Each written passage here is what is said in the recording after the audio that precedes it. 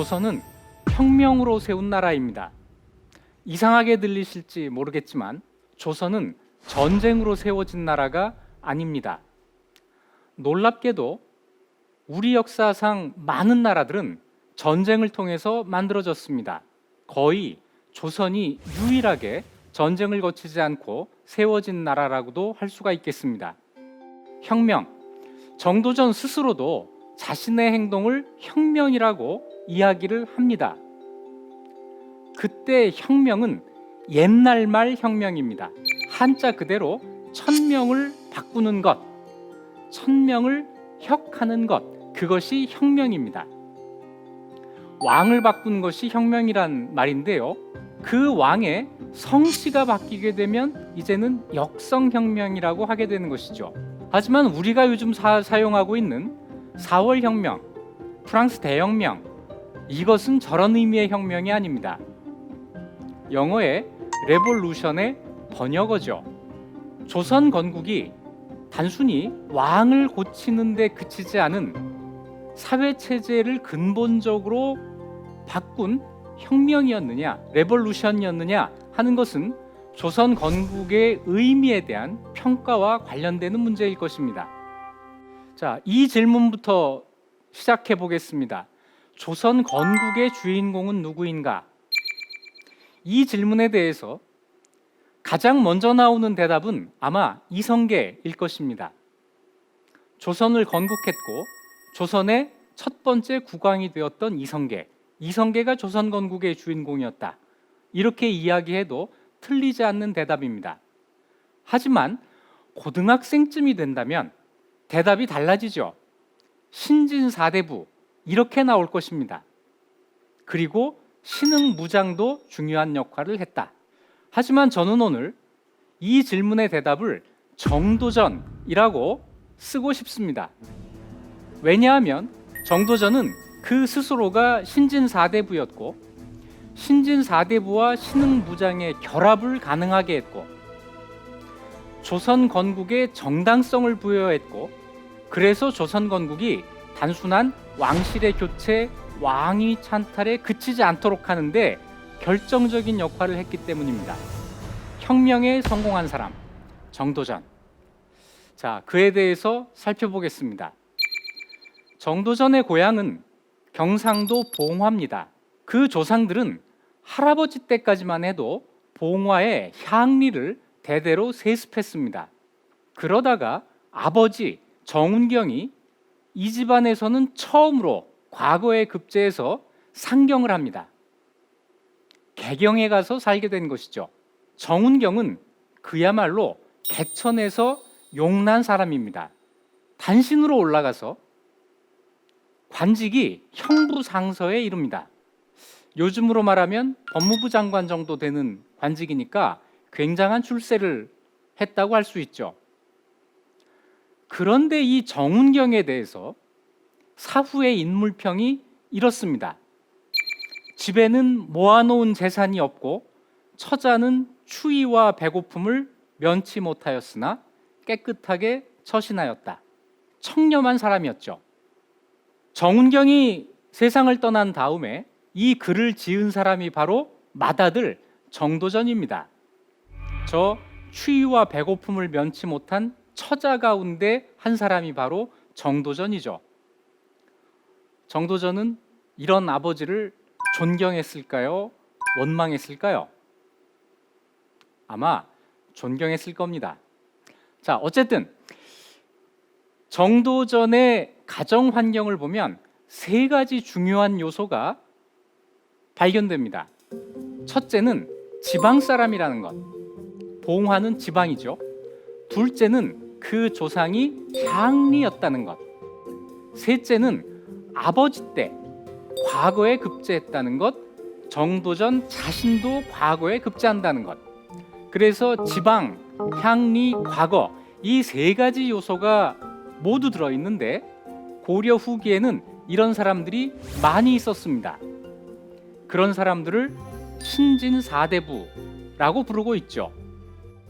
신진사대부는 과거 시험을 준비하기 위해서 반드시 성리학을 공부해야 했습니다.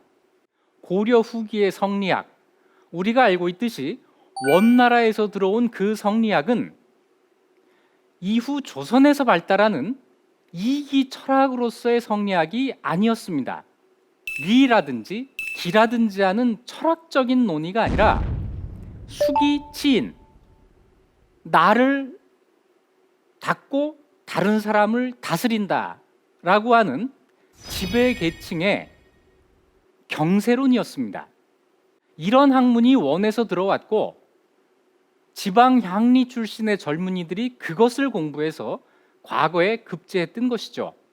이 신진 사대부들은 옛날 송나라 때 범중엄이라고 하는 재상이 한 이 말을 아주 감명 깊게 받아들입니다. 범중엄이 이렇게 말했습니다. 나는 천하의 근심에 앞서서 근심하고 천하의 즐거움을 뒤로 하여 즐거워한다. 세상 모든 사람들이 근심하기 전에 내가 근심하고 세상 모든 사람들이 모두 즐거워한 다음에야 나는 즐거워하겠다. 세상에 대한 나의 바로 사대부의 책임의식을 표현한 말이라고 평가가 됩니다. 이 말을 고려 후기에 신진 사대부들이 늘 외우고 다녔다고 하죠. 지방의 향리 가문에 과거에 급제한 그런 사람들이 사회에 대한 책임의식을 가지고 있는 이런 사회, 자, 뭔가 새로운 힘이 아래로부터 솟아오르는 그런 느낌이 들지 않으세요? 이것이 바로 고려 후기, 고려 말의 사회입니다. 우리가 잘 아는 고려 후기의 신진 사대부들, 안양, 이재현, 이색, 정몽주, 이들이 모두 지방 향리 과거 성리학이라고 하는 공통점을 가지고 있습니다. 안양은 경상도 순흥에서 태어났고 아버지 때까지만 해도 순흥의 향리였습니다. 안양이 처음으로 과거에 급제했고 원나라에 가서 성리학을 받아들이죠.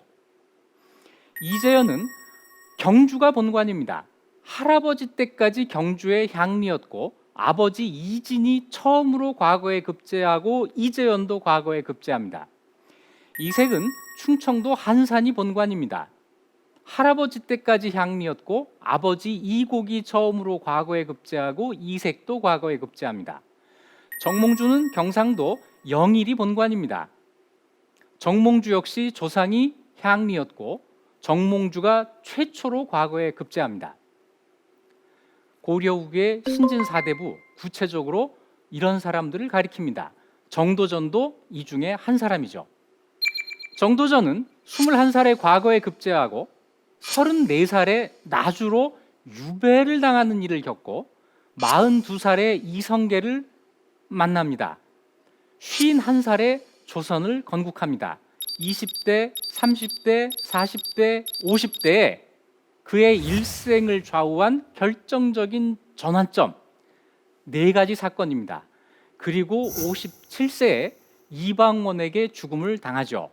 오늘 정도전에 대해서 이야기하기 전에 그를 위한 변명을 먼저 해두어야겠습니다. 정도전과 관련해서는 야사에 이런 이야기가 있습니다. 정도전을 길에서 얻었다. 그래서 이름에 길 도자가 들어간다. 또 정도전이 천민 출신이다. 이런 이야기들입니다. 좀 더 말씀드리면 일종의 설화인데요. 길에서 얻었다는 이야기는 이런 겁니다. 그 아버지 정운경이 젊어서 관상을 받는데 관상가가 말하기를 10년 후에 결혼하면 재상이 될 아들을 낳을 것이다. 이랬다는 겁니다. 그 말을 듣고 정운경이 금강산에 들어가서 10년 동안 수양을 하고 내려오다가 지금 단양의 삼봉입니다. 도담 삼봉이라고 하는 그 삼봉에서 큰 비를 만나서 길에서 큰 비를 만나서 비를 피하다가 우시성을 가진 여인과 결혼을 했고 거기서 정도전이 태어났다는 이야기죠. 물론 믿을 수 없는 이야기입니다. 정도전의 두 동생 도존과 도, 복 모두 길도자를 씁니다만 삼형제를 모두 길에서 얻었다고는 하지 않겠죠. 이 길도자는 눈에 보이는 그 길이 아니라 성리학에서 이야기하는 도입니다. 성리학자였던 정운경이 아들들의 이름을 도를 전하고 도를 보존하고 도를 회복하고 이런 아주 높은 뜻을 담아서 이름을 지었는데 그게 길도자라서 길에서 얻었다. 이건 너무한 거죠. 둘째, 천출이다. 이 이야기는 정도전의 어머니와 관련이 됩니다. 단양 지방에서 전해오는 이야기인데요.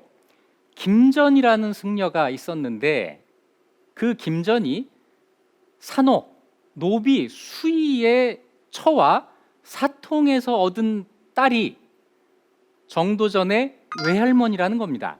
이렇게 되면 정도전의 외할머니가 천민이 되고 그렇게 되면 정도전의 어머니도 천민이 됩니다.